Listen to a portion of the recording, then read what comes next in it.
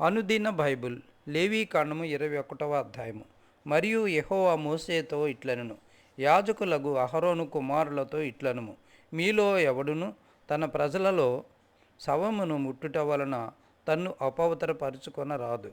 అయితే తనకు సమీప రక్త సంబంధులు అనగా తన తల్లి, తండ్రి, కుమారుడు, కుమార్తె, సహోదరుడు, తనకు సమీపముగానున్న శుద్ధ సహోదరియగు అవివాహత కన్యక అను వీరి యొక్క శవమును బట్టి తన్ను అపవిత్రపరచుకొనవచ్చును. అతడు తన ప్రజల్లో యజమానుడు కనుక తన్ను అపవిత్రపరచుకొని సామాన్యునిగా చేసుకొనరాదు. వారు తమ తలలు బోడు చేసుకొనరాదు, గడ్డపు ప్రక్కలను క్షౌరము చేసుకొనరాదు, కత్తితో దేహమును కోసుకొనరాదు. వారు తమ దేవునికి ప్రతిష్ఠితమైన వారుగా ఉండవలను. కావున వారు తమ దేవుని నామమును అపవిత్రపరచరాదు. ఏలయనగా వారు తమ దేవునికి ఆహారమును అనగా యెహోవాకు హోమద్రవ్యములను అర్పించువారు. కావున వారు పరిశుద్ధులై ఉండవలను. వారు జారస్త్రీనే కాని భ్రష్టురాలునే కాని పెండ్లి చేసుకొనకూడదు. పెనిమిటి విడనాడిన స్త్రీని పెండ్లి చేసుకొనకూడదు. ఏలయనగా యాజకుడు తన దేవునికి ప్రతిష్ఠితుడు. అతడు నీ దేవునికి ఆహారమును అర్పించువాడు కనుక నీవు అతన్ని పరిశుద్ధపరచవలను. మిమ్మును పరిశుద్ధపరచు యెహోవాను నేను పరిశుద్ధుడను కనుక అతడు మీ దృష్టికి పరిశుద్ధుడు కావలెను. మరియు యాజకుని కుమార్తె జారత్వము వలన తన్ను అపవిత్రపరచుకొని ఎడల ఆమె తన తండ్రిని అపవిత్రపరచినది, అగ్నితో ఆమెను దహింపవలెను.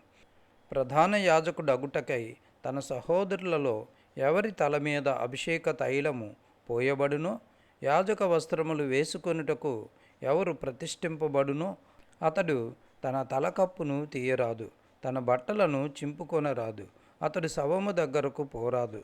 తన తండ్రి శవము వలనే కాని తన తల్లి శవము వలనే కాని తన్ను అపవిత్రపరచుకొనరాదు. దేవుని అభిషేక తైలము అన్నడు కిరీటముగా అతని మీద ఉండును కనుక అతడు పరిశుద్ధ మందిరమును విడిచి వెళ్ళరాదు. తన దేవుని పరిశుద్ధ మందిరమును అపవిత్రపరచరాదు. నేను యెహోవాను. అతడు కన్యకను పెండ్లి చేసుకుని వలను. విధవరాలినైనను, విడనాడబడిన దానినైనను, భ్రష్టురాలినైనను అనగా జారస్త్రీనైనను అట్టి వారిని పెండ్లి చేసుకొనక తన ప్రజల్లోని కన్యకనే పెండ్లి చేసుకుని వలను. యెహోవాను నేను అతని పరిశుద్ధపరచువాడును కనుక అతను తన ప్రజలలో తన సంతానమును అపవిత్రపరచకూడదని వారితో చెప్పుము. మరియు యెహోవా మోషేకు ఇలాగు సెలవిచ్చును, నీవు అహరోనుతో ఇట్లనుము, నీ సంతతి వారిలో ఒకనికి కళంకమేదైనను కలిగిన ఎడల అతడు తన దేవునికి ఆహారము అర్పించుటకు సమీపింపకూడదు.